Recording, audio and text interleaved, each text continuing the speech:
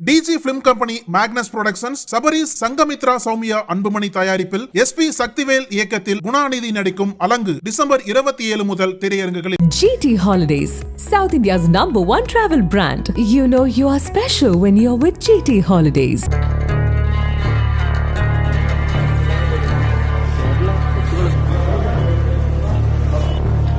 கடலூர் மாவட்டத்தில் உள்ள முத்துநகர் சான்றோம்பாளையம் பகுதியைச் சேர்ந்தவர் சங்கர். இவருக்கு 30 வயதாகிறது.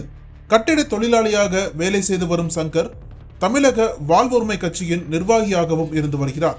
இந்த நிலையில் கடந்த 1ஆம் தேதி நள்ளிரவு நேரத்தில் சுத்துக்குளம் பகுதிக்கு வந்த சங்கர் தனது நண்பர்களுடன் பேசிக் கொண்டிருந்தார். அப்போது திடீரென இருசக்கர வாகனத்தில் வந்த மர்ம கும்பல் சங்கரை சுற்றி வளைத்தனர். பதற்றமடைந்த அந்த இளைஞர் அங்கிருந்து தப்பிக்க முயற்சித்த போது திடீரென தாங்கள் மறைத்து வைத்திருந்த கத்தி, அரிவாள் உள்ளிட்ட ஆயுதங்களால் சங்கரை கொடூரமாக தாக்கியுள்ளனர். இதில் கழுத்து, மார்பு உள்ளிட்ட பகுதிகளில் பலத்த காயமடைந்த சங்கர் சம்பவ இடத்திலேயே இரத்த வெள்ளத்தில் துடிதுடித்து உயிரிழந்தார். அதன் பிறகு இருசக்கர வாகனத்தில் வந்த மர்ம கும்பல் சங்கர் இறந்துவிட்டதை உறுதி செய்து கொண்டு அங்கிருந்து மின்னல் வேகத்தில் தப்பிச் சென்று விட்டனர். குடியிருப்பு பகுதியில் நடந்த இந்த கொலை சம்பவத்தால் பொதுமக்களிடையே பெரும் அச்சத்தை ஏற்படுத்தியது. இது குறித்து தகவல் அறிந்த கடலூர் முதுநகர் போலீசார் உடனடியாக சம்பவ இடத்திற்கு வந்து விசாரணை மேற்கொண்டனர். தொடர்ந்து உயிரிழந்த சங்கரின் உடலை மீட்டு பிரேத பரிசோதனைக்காக விழுப்புரம் முண்டியம்பாக்கம் அரசு மருத்துவமனைக்கு அனுப்பி வைத்தனர். இந்த சம்பவம் குறித்து வழக்கு பதிவு செய்த முதுநகர் போலீசார் சங்கரை எதற்காக மர்ம நபர்கள் கொலை செய்தார்கள் என்பது குறித்து விசாரணை நடத்தி வருகின்றனர். விசாரணையில் சங்கருக்கும் அதே பகுதியில் வசித்து வரும் சதீஷ் என்பவருக்கும் ஏற்கனவே முன்விரோதம் இருந்தது தெரிய வந்துள்ளது. இதனால் இவர்களுக்குள் ஏற்பட்ட தகராறில் சதீஷ் தனது நண்பருடன் சேர்ந்து சங்கரை கொலை செய்தார் என்பது தெரிய வந்துள்ளது.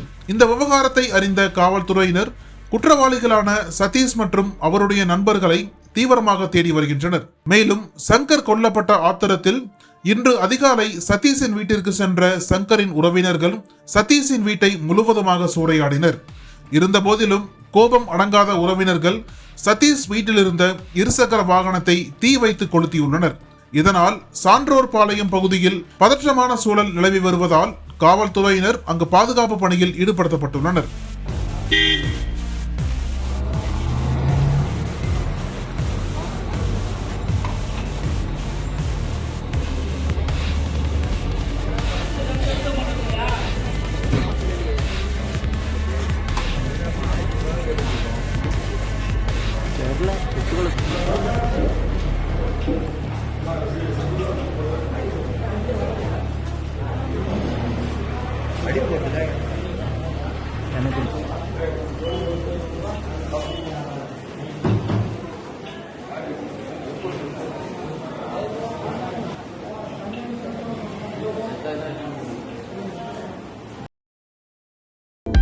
அனல் பறக்கும் செய்திகளை அப்டேட் செய்து கொள்ள நக்கீரன் களத்தை இப்பவே சப்ஸ்கிரைப் பண்ணுங்க.